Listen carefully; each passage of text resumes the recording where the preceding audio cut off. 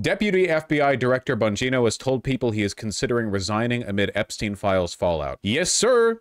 The New York Times broke a story. Don't you start playing on my watch.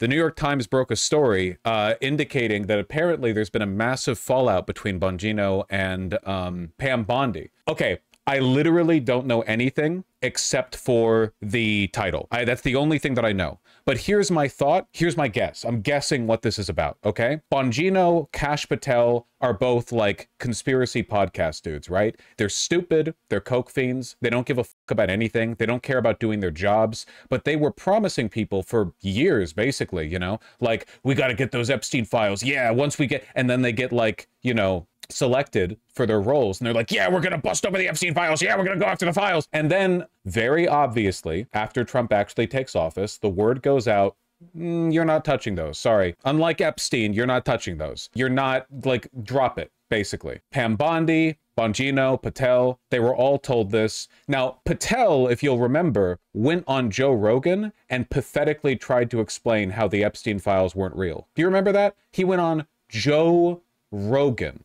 So Patel clearly is very willing to sell his reputation down the line if he's ordered to. My guess is that Bongino isn't. My guess is that Patel and Bongino were both given the order, drop it, and Patel was like, okay, yes, sir. And Bongino was like, what the f***, I'm an epic podcaster guy. What the f***, dude, what the f***? The fact that he's mad at Pam Bondi specifically makes me think that Bondi was the one given the order and she handed it down to others. Otherwise, I don't know what. It's not like she independently decided they needed to you know, drop the investigation, right? So I guess they reached her first. Anyway, we need audio. And that Deputy FBI Director Dan Bongino has told people that he's considering resigning amid a major clash between the FBI and DOJ over the continued fallout from the release, or lack thereof, of the Jeffrey Epstein memo. Joining us right now in Files, joining us right now on the phone is CNN anchor and chief White House correspondent Caitlin Collins. Caitlin, what more are you learning?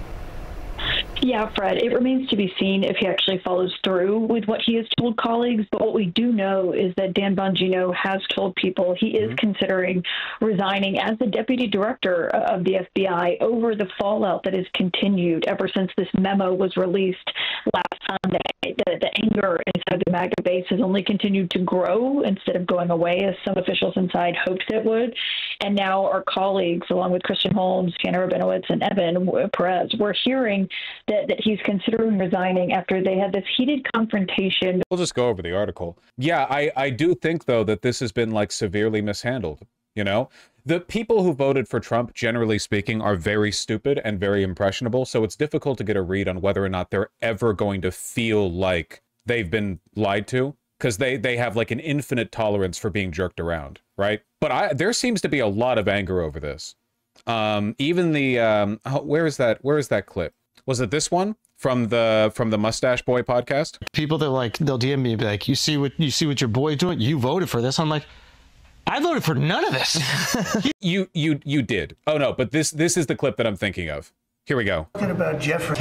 Are you still talking about Jeffrey Epstein? We have Texas, we have this, we have all of the things. And are people still talking about this guy, this creep? So we're stupid. Yeah. we're the idiots. Yeah. Guys, that is, I think, what is enraging people right now is it's insulting our intelligence. Like, it's not. This is what you voted for. This is who you are. I'm not buying into. There's going to be some people who are like, we have to welcome in the, like, disillusioned MAGA voters. No, f them. Come on. What welcome them in until what? Like the next idiot with a snake charming flute comes around? No, come on. There have to be social consequences for being stupid enough to fall for this. If you actually thought that Trump was like the epic-based anti-war, anti-Epstein client list candidate, you're a idiot. And, like, you may have gotten duped this time, but you'll get duped the next time, okay? Under the processes that you're using to make decisions are not reliable. This was not a one-off. We'll get to that. We'll talk about that later. But anyway, this has been mishandled. I mean, this is, like, extremely embarrassing for the administration. The deputy director of the FBI threatening to resign, essentially over the implication that the administration is keeping him from going after the Epstein files. An irate AG is said to have confronted the deputy director of the FBI at a tense White House meeting earlier in the week. Ooh, the girls are fighting. Who could have guessed that Trump would be bad for this? I think AOC literally tweeted like 2 hours ago, who could have guessed electing a rapist would impede the release of the Epstein files? Which I appreciate her doing, because most Democrats will not touch on the Epstein rhetoric, because a lot of them are also implicated in those files. AOC isn't, obviously. AOC was what, like 5 when all of that was going down? She's like a regular ass person, so she, you know, she's not implicated at all. She feels comfortable going after it. The bitter blame game over the handling of the investigation into the disgraced financier Jeffrey Epstein erupted in public on Friday between Attorney General Pam Bondi and the senior leadership of the FBI, particularly the Bureau's Deputy Director Dan Bongino. Ms. Bondi and her allies believe that Mr. Bongino, who parlayed a he-man image and promotion of conspiracies into a top law enforcement job, planted stories in the conservative news media blaming Miss Bondi for the backlash after an announcement earlier this week that the Epstein case would be closed, according to officials close to the situation. The officials spoke on the condition of anonymity to discuss conversations intended to be private.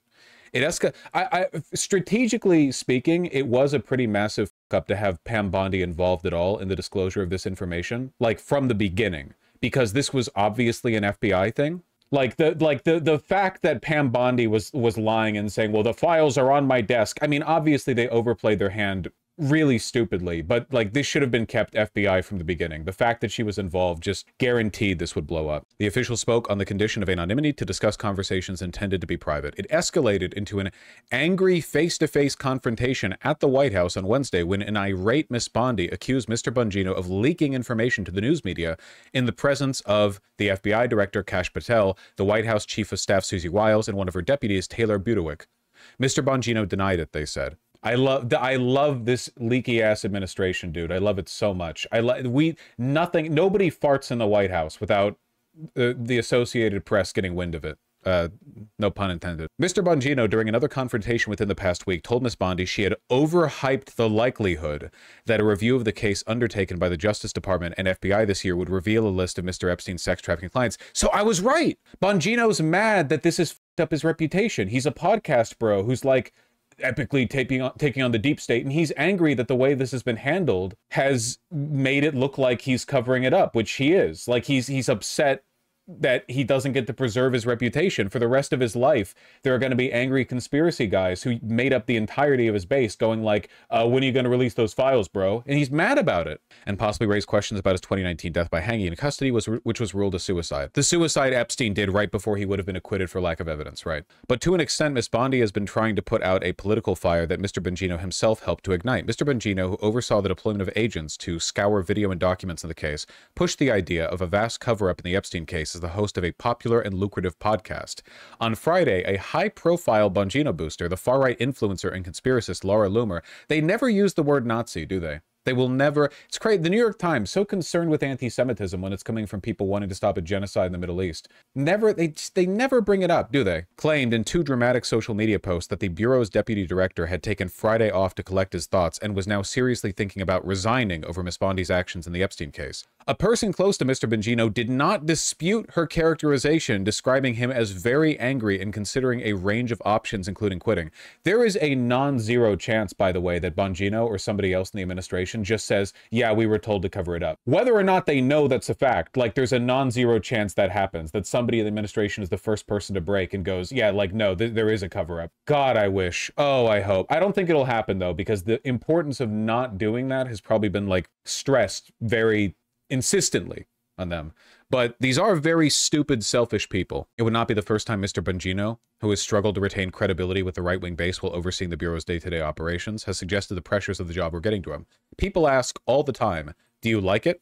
No, I don't, he told Fox News last month. Turns out being the deputy director of the FBI is work, and being a podcaster isn't. This literally, like, there was no political experience beforehand. He literally went from conspiracy podcaster to deputy director of the FBI. Like, yeah, no shit.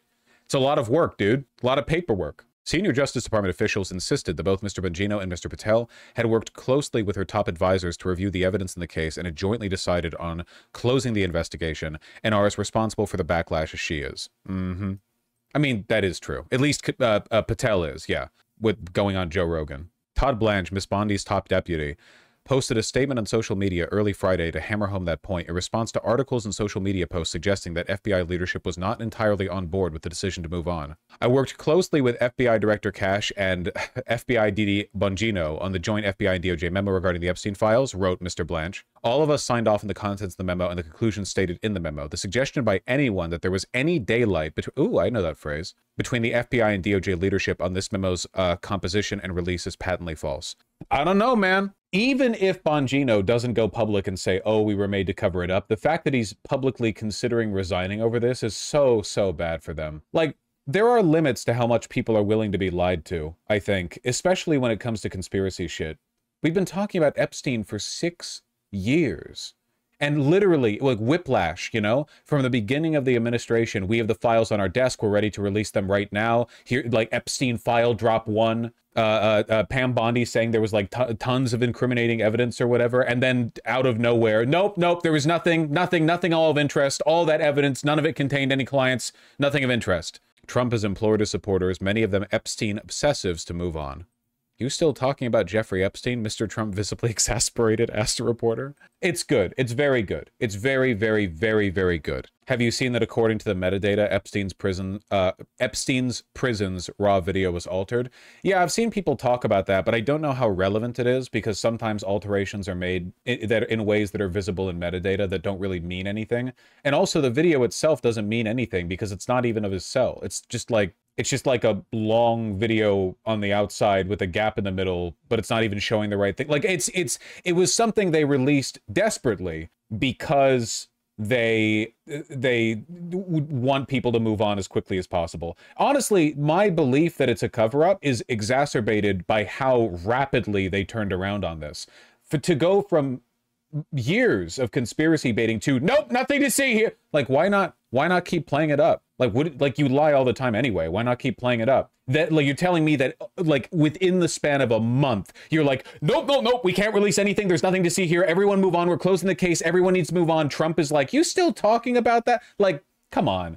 When have they ever let anything go? They still talk about Hunter Biden's laptop. They still talk about the Steele dossier. They never let anything go. And you really want me to believe that there's nothing underlying their sudden and suspicious desire to get everybody to move away from this as quickly as possible? Come on. If there wasn't a push to cover it up, then they would still be playing it. They would be lying about it. They would drag it out for months every time, you know? Years. They would spend the whole administration talking about it. Anyway, I don't know enough about the metadata manipulation. It's not really something that I can speak to. I think the social behavior here is, at least to me, the most interesting.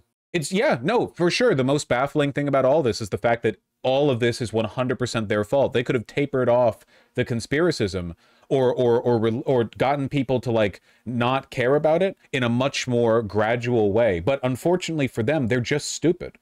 I don't think there's any conspiracy at all to the way they've handled the cover-up. I just think they're stupid. Which, like, thank God for that, man. Anyway, I guess I'll finish this, speaking of stupid. Like, obviously the intelligence community is trying to cover it up. Obviously the Trump administration is trying to cover up. Something changed because they ran on this idea of exposing it all.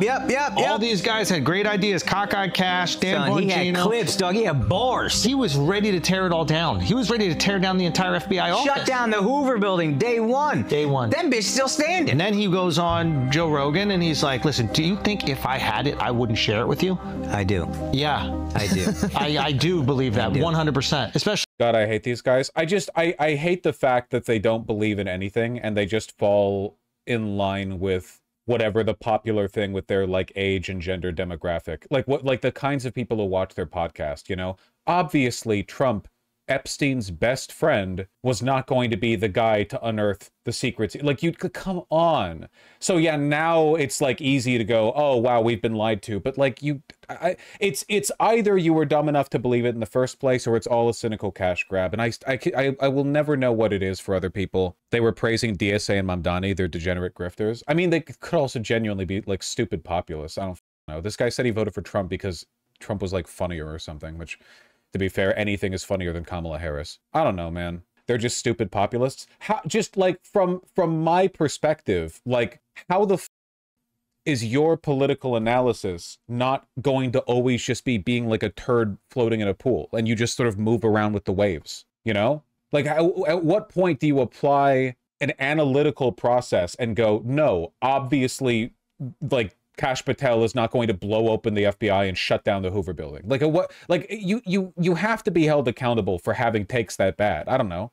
Like, okay, I guess my point is this, all right? If there was a diehard, super duper crazy Biden or Kamala Harris stan who thought that they were going to do everything good, everything great, and then they got like genuinely, I don't know, like, let's say somebody who was really pro Kamala Harris and thought Kamala Harris was going to end the war in Gaza for some reason, like come down really hard on Netanyahu. And then Kamala Harris wins in this timeline, and she obviously doesn't do that. And then they act like betrayed and incredulous. Wouldn't everyone give them a good ribbing over that? Like, no, you should have known she wasn't going to do that. I mean, it's not even comparable because the Trump administration is so much less credible and they lie so much more often than any Democratic administration could ever hope to. There's no comparison. So I'm scaling it down to their benefit, right? Like that would be what that theoretical Kamala Harris supporter is much less silly than these guys are being right here. I don't know. I'm talking it up too much. It's just, it's crazy to me. I don't get it. I don't get how you run this. Don't you feel stupid? Don't you feel dumb? When you're staring at me like this, telling me that. Once you protect pedophiles, you are the most cockeyed person in the entire world. So one of two things, in my mind, is possible. One, you're covering it up. Or two, nothing really happened and you exploited the rape of thousands of children to get your man elected. So which one do you want here? I mean, both. Probably both, right? Probably both. Why do you blame comedians for not having the best political analysis? Nah, dude, that's bullshit, okay? You don't have to be a politics genius to know that Trump is full of shit. I'm not buying that. Oh, it's not their job to... No. I'm tired. Listen, I'm entering my shaming era, okay? You make an enormous amount of money with your political takes, okay? I'm sorry if they're really dumb. Still pretty funny, though. Oh, I guess I should finish like the other clip because I had two up. I was fishing for the second one. He's doing the exact opposite of everything I voted for. Yeah. No, he's not. He's doing literally everything that everyone knew he was going to do. I want him to stop the wars. He's funding them. I want him to shrink spending, reduce the budget. He's increasing it. It's like everything that he said he's going to do, except sending immigrants back. People. Do you? Yeah. Well, there you go. I guess. Do you? Don't you feel dumb? What happened to shame? Shame's a very important social tool. I just think it's f***ed up that people can be DNC stans and they get raked over the coals for being wrong about the Democrats and their willingness to make this country better. But every Trump supporter is 10,000 times as wrong on every issue. And they don't get raked over the coals at all. That's just weird to me. I don't get that at all. There is no shameless DNC shill who is more of a buffoon than anyone who supports Trump. Isn't shame not an effective way of shaping behavior, like psychologically? No, it's actually incredibly effective. It's just not good at getting people to not be fat. That specifically, you're thinking of the fat problem.